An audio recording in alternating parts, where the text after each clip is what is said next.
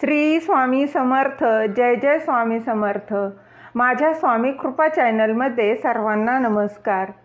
आज आहे रंगपंचमी. यालाच देवपंचमी असंही म्हटलं जातं.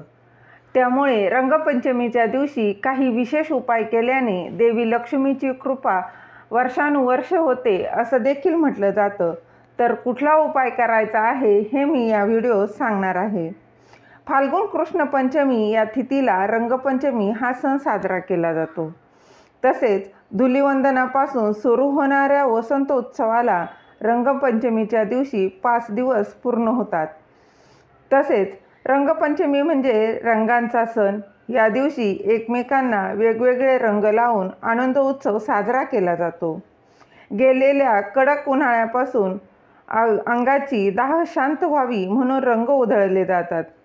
यावेळी विविध रंगांची पाण्यात पावडर मिसळून ते पाणी पिचकाऱ्यांमधून एकमेकांच्या अंगावर उडवले जाते. रंग उडवण्याचा उत्साह महाराष्ट्रात फाल्गुन पंचमीला साजरा केला जातो.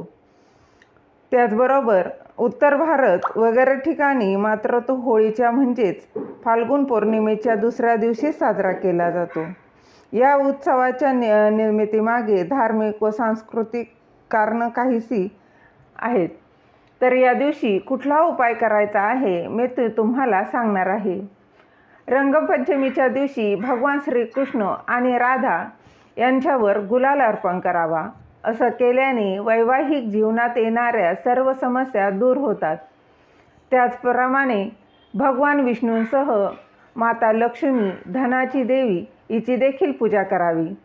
शिवाय भगवान विष्णूंसह माता लक्ष्मीची पूजा करणं खूप महत्त्वाचं आहे. हा उपाय केल्यास आयुष्यात सकारात्मक ऊर्जा निर्माण होते. तसेच पिवळ्या कपड्यावर 1 नाणे आणि हळदीचा 1 गुंठ घालून तो चांगला बांधून पूजेच्या ठिकाणी ठेवावा. असं केल्याने तुमच्या घरावर लक्ष्मीची कृपा अखंड राहील.